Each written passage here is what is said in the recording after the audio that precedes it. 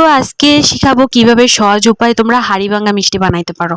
তো দেখতেই পাচ্ছ আমি কিন্তু হাড়িভাঙা মিষ্টি বানাইয়া খাইছি, তারপরে তোমাদের সাথে ভিডিও শেয়ার করতেছি।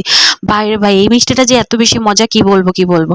তো যাই হোক, একেবারে 3টা উপকরণ যদি হাতের কাছে থাকে তাহলে এখনই বানাই ফেলো হাড়িভাঙা মিষ্টি। আমার এই মিষ্টিটা যে কি পরিমাণ পছন্দ তোমাদেরকে কি বলবো। যাই হোক গাইস, তো সবাই কেমন আছো, কে কোথা থেকে দেখছো অবশ্যই কমেন্টের মাধ্যমে আমাকে জানাইয়া দাও। তো দেখতেই পাচ্ছ আমি কিন্তু প্রথমেই ছানা কেটে নিয়েছি, তার আগে হাঁড়িতে কিন্তু আমি অনেকগুলো চিনি আর পানি দিয়ে দিয়েছি যাতে এটা বলক আসে। আর এদিকে আমি কিন্তু ছানাটা আগেই কেটে রেখেছি। ছানাটা কেটে সুন্দর করে এটাকে ময়ান করে নিচ্ছি। বেশি ময়ান করা যাবে না, ছানাটা একটু সফট থাকতে হবে। আর এই ছানাটা দিয়ে আমি কিন্তু অনেকগুলো মিষ্টি বানিয়ে নিয়েছি। প্রায় 3 কেজির মতন দুধ দিয়ে আমি এই কয়টা মিষ্টি বানিয়েছিলাম। তো দেখতেই পাচ্ছ আমি কিন্তু ময়ান করে নিচ্ছি। এদিকে আপু আমাকে হেল্প করতেছিল। ভাই, এই মিষ্টিগুলা কিন্তু ভীষণ ভীষণ মজা হয়। কে কে খাইছো অবশ্যই জানাবা। তো 3টা উপকরণ যেহেতু বলছি, প্রথম হচ্ছে দুধ লাগবে, সাথে চিনি লাগবে, আর লাগবে ভিনেগার। এই 3টা উপকরণ হইলেই তুমি এই মিষ্টিটা বানাই খাইতে পারবা। তো এদিকে পানিতে কিন্তু বলক চলে আসছে। বলক চলে আসার পরে আমি কিন্তু মিষ্টিগুলো চাইরা দিচ্ছি। আমার বাসায় এই মিষ্টিটা সবাই অনেক বেশি পছন্দ করে।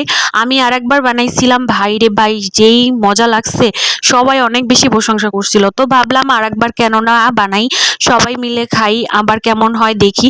তো যাই হোক, যেই বলা সেই কাজ। আর এদিকে দেখতে পাচ্ছ আমি কিন্তু আরেকটা পাতিলে মানে সুন্দর করে দুধটা জ্বালাইয়া সাথে কিন্তু ক্যারামেলও দিছিলাম। ক্যারামেল লাগবে, এই মিষ্টিটা ক্যারামেল হইছে মাস্ট দেয়াই লাগবে।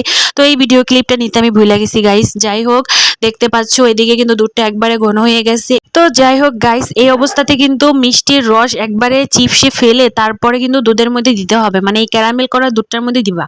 যাই হোক, এই ক্যারামেল করা দুধটার মধ্যে দিয়ে একেবারে সারা রাত রাইখা দিতে হবে। এই মিষ্টিটা খাইতে হয় একদম 2 দিন বইয়া। যাই হোক, তোমরা কিন্তু যাদের ধৈর্য কম তারা এই মিষ্টিটা বানাইও না, কারণ এই মিষ্টিটা বানাইতে অনেক বেশি ধৈর্য লাগে। তো দেখতেই পাচ্ছ আমি কিন্তু একেবারে একদিন পর ভিডিওটা করলাম।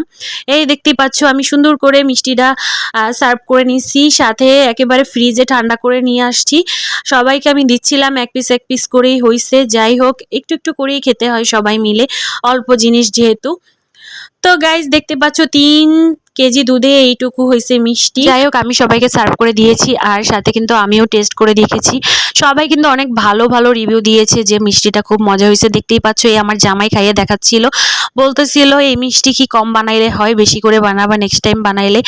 তো তোমরা চাইলে কিন্তু এর সাথে মাওয়া দিতে পারো। মাওয়া আমার বাসায় কেউ পছন্দ করে না, তাই আমি মাওয়া দেইনি।